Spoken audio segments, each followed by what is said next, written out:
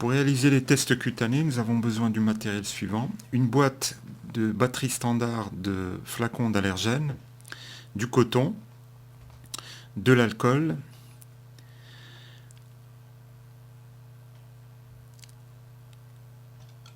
des stalaires pointes qui serviront à priquer,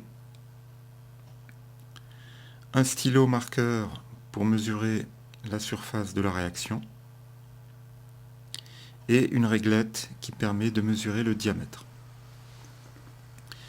Nous déposons successivement les flacons d'allergènes dont nous avons besoin pour réaliser le test, selon une disposition qui sera identique à celle de la disposition des tests sur l'avant-bras du patient. Nous mettons l'avant-bras du patient sur la table. La première séquence, c'est le nettoyage de la peau, afin de dégraisser la peau, ce qui permet d'éviter la solution d'allergène de s'étaler et permet de faciliter le dépôt de la goutte d'allergène.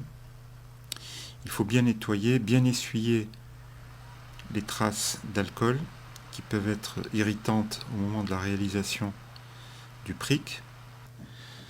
Ensuite, à l'aide du stylo marqueur, nous allons repérer l'endroit précis où nous allons déposer les gouttes d'allergène. Il faut un intervalle ou un espace d'environ 3,5 cm à 4 cm entre les différents allergènes. Et nous procédons au dépôt de la goutte, allergène par allergène, à l'endroit où nous avons fait le repérage. Donc il faut déposer une goutte au contact de la peau, s'assurer que la goutte ne s'étale pas.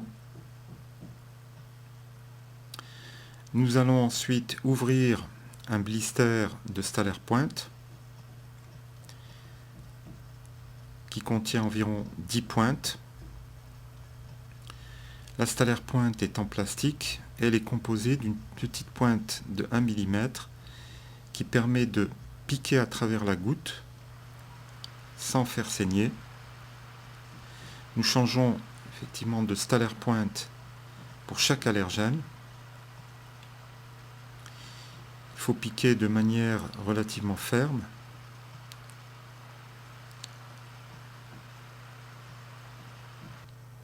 Une fois les tests réalisés, nous allons essuyer les solutions à l'aide d'une serviette jetable.